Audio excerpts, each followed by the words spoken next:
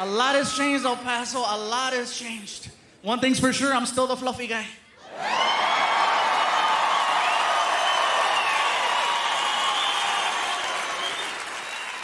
And I say fluffy because that is the politically correct term. For those of you that don't remember, I used to say that there were 5 levels of fatness. Reason why I say used to say is because now there are 6. I met the new one in Las Cruces.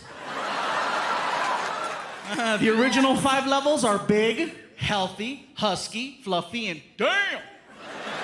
People ask, what could be bigger than damn? The new level's called, oh, hell no.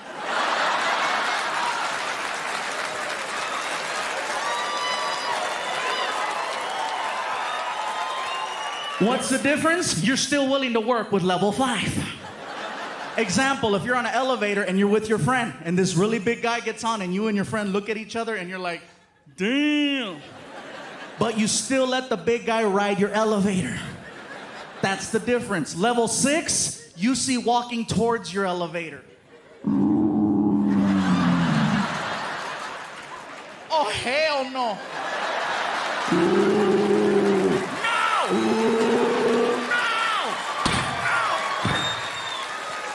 That's the difference.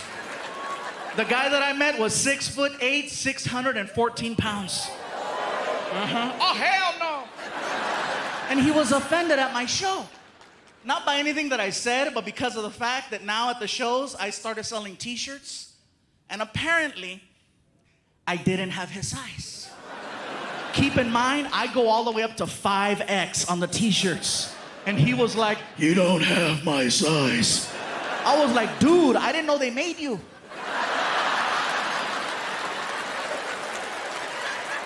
I have up to 5X. I don't have X.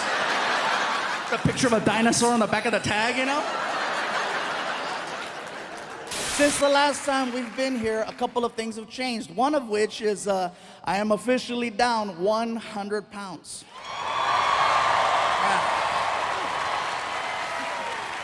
Yeah. I know some of you in the front are looking at me right now like, well, how big were you? I know. Hercules. Yeah. Anyways, you guys, let me tell you what happened. Basically, I found out I was a little sick. I was diagnosed about 2 years ago, type 2 diabetic. Now, I maxed out at 445 pounds. Yeah, that's way past fluffy, okay? Let's be honest, that's not even, damn! 445 pounds, that's borderline Discovery Channel fat. That was like, I couldn't leave the house, you know? He wants to go to the movies. It was really bad, you guys, and so I was waking up every morning with a 300 plus sugar level. Now, anyone who knows anything about diabetes, that is super high. And you do that enough times and eventually, clear. It's so hard to say goodbye. They buried him in frosting. It was the sweetest funeral ever. Everyone got a cupcake. It was a shit. It was so nice. I'm at the doctor's office, you guys, and the doctor tells me, he says, listen, Gabriel, you're 445 pounds, your weight is out of control, your diabetes is out of control. You're 35 years old, you will not live another 2 years. I guarantee it. And I got very emotional, you know. I was like, are you serious? He goes, 2 years tops. And I was like, but I just started making money. Well, it's gonna be a nice funeral. I was like, what an ass. So it took a lot for me to finally start doing something about it, you know, because it's not like this is the first time I try to lose weight. This has been happening for a long time, but somebody tells you you're gonna die, you actually wake up. So what it took was, it took the support of my friends, my family, and, you know, especially, I gotta give credit where credit is due. Martin, you guys, helped me out so much because he's always encouraging me to go to the gym. Let's go work out, bro. Let's go do something. And more importantly than let's go work out is, you know, we're on the road together 46 weeks out of the year, so we eat together a lot, and he's always watching what I eat. And if he sees me reaching for something I shouldn't mess with, he checks me. especially breakfast. That's my favorite meal. I love breakfast. And they always put us at these nice hotels where they give us this continental breakfast with the buffet. And, if I'm eating eggs and bacon and sausage, that's fine. Yes, some of it's fattening, but guess what? No sugar. If Martin sees me reaching for muffins or waffles, he makes a scene. He waits for me to get about 15 feet away, and he starts yelling in front of all the people at the restaurant. Oh yeah, he's still ghetto. I don't care if it's a Ritz-Carlton. Guess what? Machete's here. He starts yelling. He waits for me to get 15 feet away, and then he starts. Really, bro? You're gonna put that in your mouth, Fluffy? You know what that's gonna do to your body? Hey, have some self-respect. And he makes me cry at breakfast. I'm sad. I'm like, I don't want the muffin. I don't want it. I don't want the muffin. I'm not a little whore. I'm not a little whore. But see, that is a real friend who would check me and remind me, hey, bro, get mad at me all you want. I just want you to live. And I gotta respect that. That's why I love that dude, And in turn, sometimes I gotta check Martin. Yeah. Believe me, you guys. It goes both ways. Sometimes I have to check him. Not about his weight, but he has his demons too. Oh, believe that. Yes, sometimes there's limited space at the hotels where we're staying at. So sometimes we got to double up on a room. And every now and then, Martino brings some random girl to the room at 3 o'clock in the morning, wakes me up. I got to look at him and say, really, bro? You're going to put that in your mouth?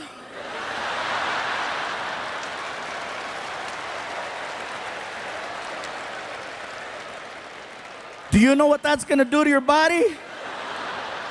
Hey, have some self. He doesn't. He really doesn't. So, one night at one show, I received 11 chocolate cakes. And it was local, so I took them home. And that is an argument that nobody in this building has ever had at 3 o'clock in the morning. Because you don't just walk into the house with 11 cakes. You make some noise,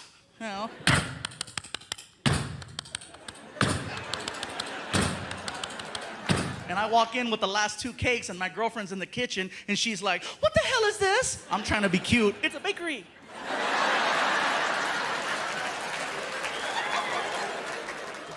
Where did you get all this cake? I said, baby, the people at the show brought it. Are you gonna eat all of it? Eventually. I'm not gonna do it in one hit, freaking 2 hours later. Clear.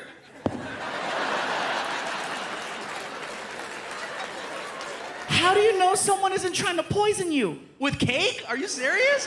It's like you live by the cake, you die by the cake, No. So we're going back and forth, right? We wake up Frankie, and Frankie walks into the kitchen at 3 o'clock in the morning, and he's all, what's going on? Where did all the cake come from? The people at the show brought it. Tell them I said thank you. I'll tell them you said thank you, Frankie. Gabriel, how come they bring you cake? Because 10 years ago, I did a joke where I said, I love chocolate cake. Now people bring me cake. You should say you love Transformers. I'll start doing it, all right? So my girl's like, baby, put Frankie to bed. I go, Frankie, you got to go back to sleep. Want some cake? Yeah. So I grabbed one of these tiny cakes that somebody brought me, one of those little tiny ones that has the plastic cover and the sticker on the side, and I handed it to him. I go, here. He goes, a little piece? I go, dude, it's a small cake. You could have the whole thing. And the look that came over his face at 3 o'clock in the morning was like he got a gift from God. Because I said, here. And he was like, oh,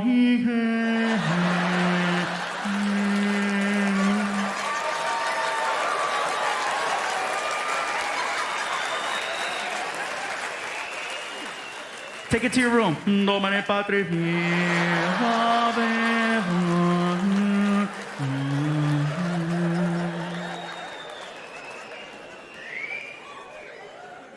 I went to go take him to school the next morning. He's in the bathroom crying. Hey, are you okay? My stomach. Your stomach? Too much cake? Yeah. Was it good? Hell yeah. I'll see you in the car. 20 minutes later, he comes to the car and he's all sweaty. You all right? What happened? I blew it up. Get in the car. I get him to school 45 minutes late. And usually when I drop them off, you guys, I leave them on the side of the school, and they have like a drop-off zone with cones and a supervisor to make sure that your kid gets off safely. When you're 45 minutes late, there's nobody there. So I left them in front of the school. And apparently that's a no-no. You're not supposed to do that. I didn't know, you know. Go for it. I'm not supposed to. I know, dude. Just go. You're late. Go. Out of nowhere, here comes the principal. And I know it's the principal because he's like, it's the principal, it's the principal, it's the principal, it's the principal. I'm like, dude, relax. I'm 30. I don't give a damn. Here comes the principal. Sir, this is not the designated drop-off area. Please take your child to the other side of the school. You cannot leave him here. I was like, watch this. Señora, no sé lo que está diciendo. Estoy dejando a mi hijo aquí. Aquí va a la escuela. Su mamá no se levantó. Yo no sé qué está pasando.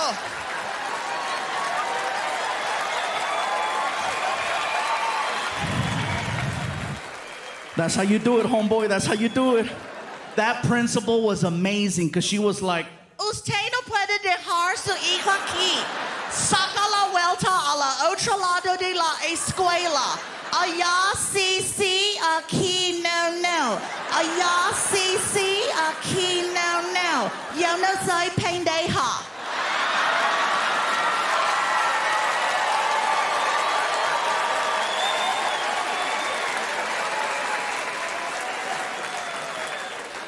did that really happen? Yes. So let me tell you guys, I'm in the doctor's office and he tells me, he says, listen, Gabriel, obviously working out isn't cutting it. I have a friend who specializes in gastric bypass, and I think it would benefit you greatly to at least listen to what the guy has to say. It couldn't hurt. So he hands me a card. The card says BH Surgical Center. I make an appointment. I show up to this place. I get to the door. The door doesn't say BH Surgical Center. It actually says Center for the Morbidly Obese. Yeah, that shit's not cute. So I figure I'm there, I might as well check it out. So I walk in, I go over to the receptionist, and I ask, right spot? And she was cool. She was like, Yes, sir, you're in the right location. can I ask you something? Absolutely. Why does it say Center for the Morbidly Obese on the door? The doctors prefer it that way. Why don't you have that on the card? Because then you won't come in. First time? Yeah, first time. So she hands me a clipboard, and she goes, Please take this clipboard and have a seat. They'll call you in a few minutes. so I turn around and I sit down on this couch, and I start filling out the paperwork. And it wasn't like insurance forms and stuff like that. It was actually more of like a questionnaire. They ask you a bunch of questions, and you have to answer from 1 to 10 how unhealthy you think you are. And it's not going good. It's not. I'm like, oh, freaking 8, 8, 9, 9, 9, 9, 10, 9, 9, 10, 9, 10, 10, 10, 10, 10, 10, 10. And as I'm filling out the paperwork outside the door, I hear.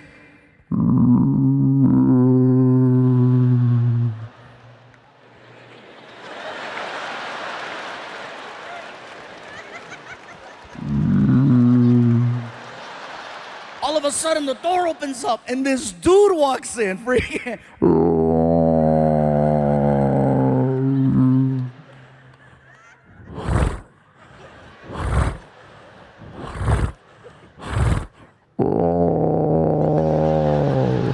I was like, oh my God, you're morbid. Immediately, my score got better. I'm like, shoot, I'm a 4, 4, 3, 3, 3, 2, 2, 2, 1, 1, 1, 1, 1, 1, 1, 1, 1. I'm healthy by default. He makes his way over to the receptionist, and she's like, Are you here for the 8:30? Is this your first time here?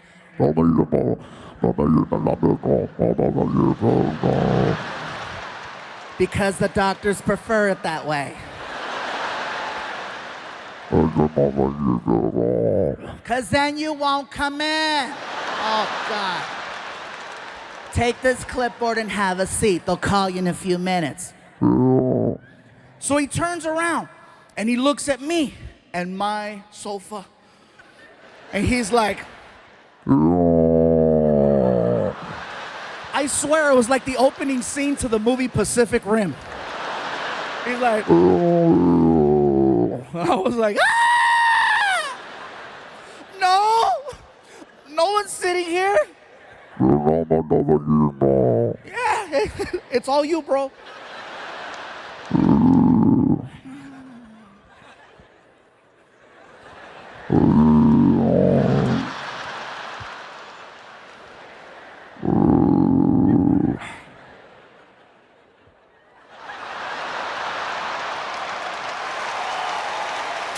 I stopped going to Disneyland a long time ago because you know what? Those roller coasters are not fluffy friendly. Disney cares. That's why there's safety there. You know, they have all those different harnesses, and if you're over 300 pounds, just stay in the parking lot. You know, because they got the whole, you know. You're fluffy? Forget it. That's why I love a ghetto-ass carnival. You know those ones they build in like 6 hours? I can still ride those roller coasters. It's only one bar, 3 clicks, that's it. If it locks, good. If it doesn't, hold on. Plus, fluffy people never fall. We never fall. You know who falls? The skinny guy that got stuck next to us. That's who. Ah! More room. But me and Disney, no mas. But I had to because I messed up. I fell asleep on the couch, and I woke up all, you know, and Frankie was watching TV. He goes, look, Gabriel, look, Disneyland. And I was like, dude, what's the big deal? Okay, it's Disneyland. What, you never gone?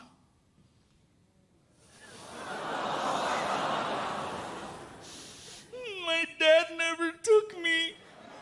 Oh, motherfucker. Next morning. Welcome to the magical world of Disney. We walk in the park, he's all happy. We get into the middle of the park, and he's so funny. He starts getting winded. I thought it was hysterical. Because up until then, I only saw myself get like that, you know? So to see a little 10-year-old version of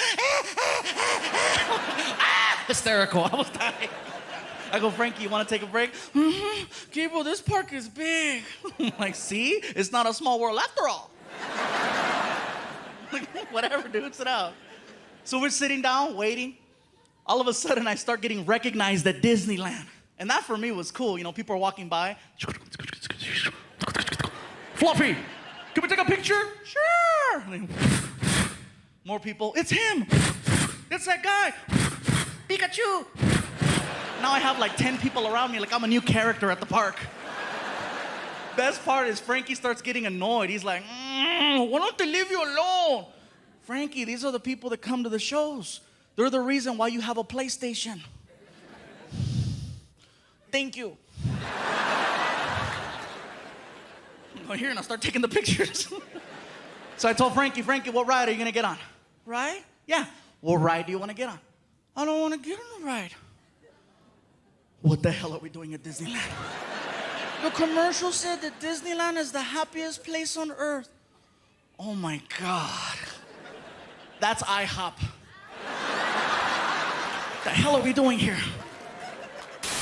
So then, she walks me into the doctor's office. I sit down, doctor walks in, and we spoke for an hour. In a nutshell, what he says is that he wants to take my stomach, which in his opinion is the size of an NFL football, and he wants to cut it and make it the size of a hard-boiled egg. Therefore, you only eat this much and you lose weight with time.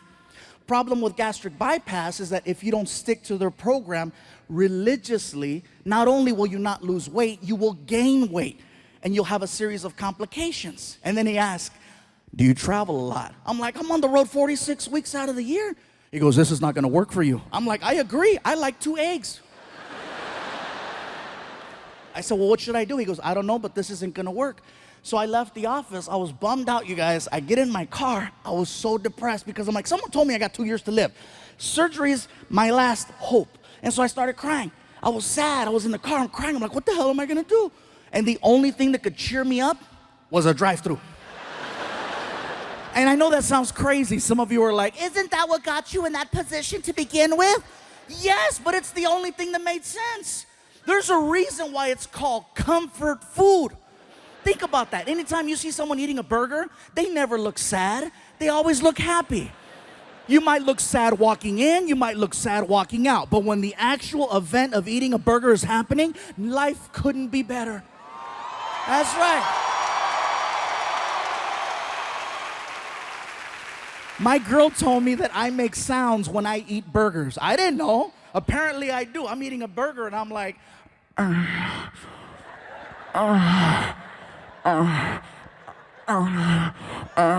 She was like, are you eating that or are you eating that?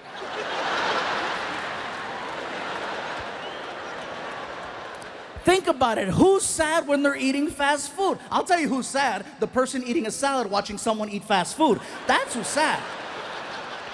So I pull up to this fast food restaurant with a big M on it.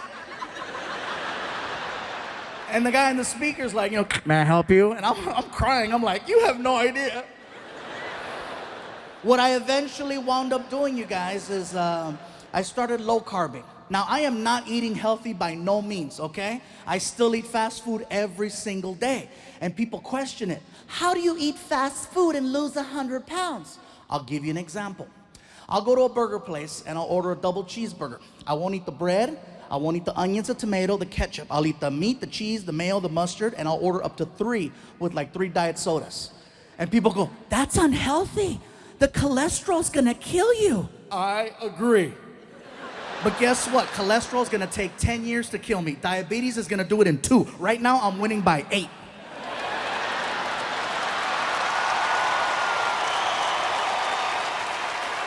Hell yeah, that's called fluffy math, bro.